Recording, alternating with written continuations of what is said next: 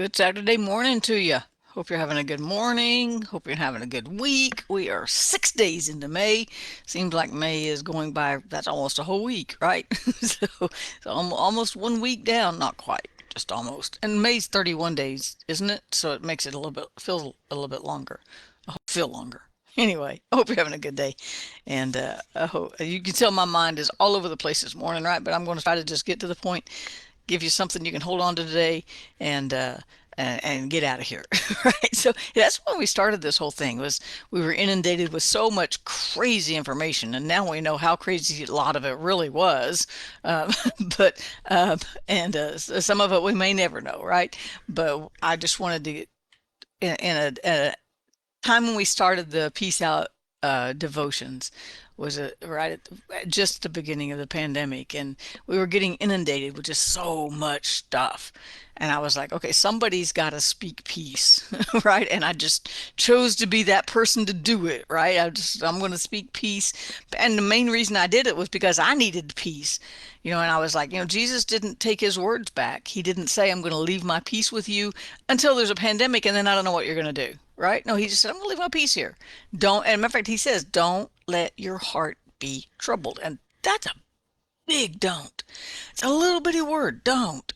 But it's so hard to actually walk that one out, right? Especially when you get maybe you get bad news, or something is really concerning you, or for me, my mind, even this morning, there's been two or three things happen already, and it's only 8 o'clock, right?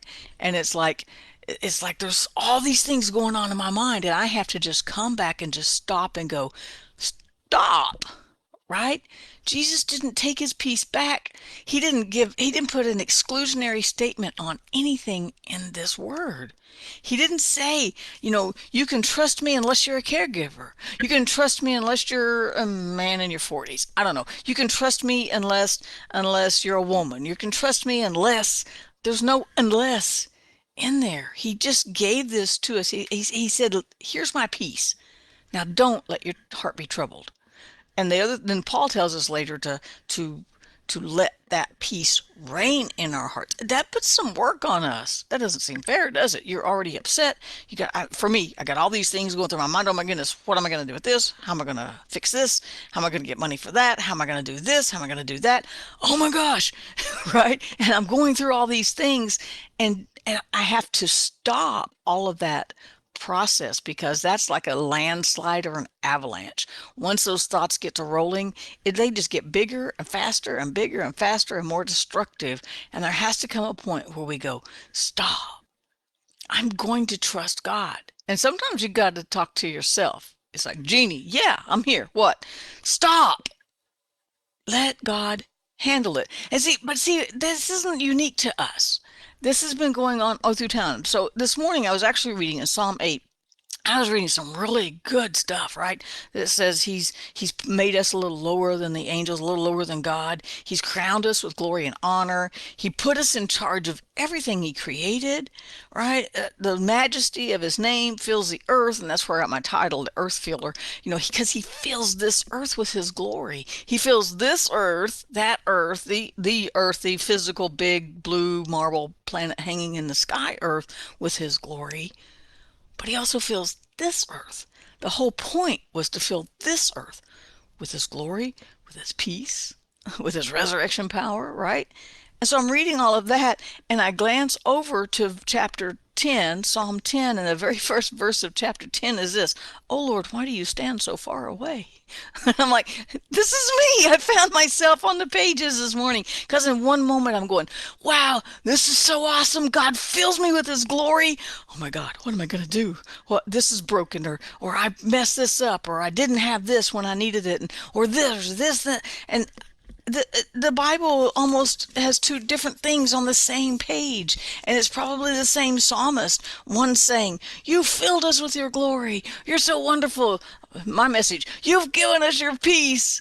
And the very next second, we're going, "What are we going to do? I don't know. I don't know. We're just going to let his peace reign." Right? We got to let some things go. I have to stop all those crazy thoughts that just roll through my head 900 miles an hour. And that's just a number. It's probably faster than that, actually. Right? At some point, we got to just stop those crazy, crazy thoughts and go back to the basics. You know what that is? God loves me. God's got me. I can trust him. He's given me peace. He's given us grace. He's given us mercy. He's given us everything we need for life. That's the natural, and godliness, the spiritual. What could go wrong? What's the worst that could happen? We could die. What happens if we die? When we know him, we go be with him. Now, I don't want to get on the bus today. Don't get me wrong, right? But we can't lose. He's filled this earth with his glory. He's filled this peace, this earth with his peace. He's filled this earth with his grace. I don't seem very graceful sometimes, y'all, right? He's filled this earth with his mercy. He covers this with his mercy. I'm in a I can't lose situation because God's got me, and I'm going to trust him for today, no matter what comes, no matter what doesn't come, because some things I need to come, like money and time, right? More clients, more time to work, right? I need some things to come and I need some things to not come. But no matter what this day brings, if we don't let it disrupt the peace he gave us, then we get to walk in that. We get to walk in it. It's just that for me it's hard sometimes because my like I said, my thoughts start going so fast towards something that's going on.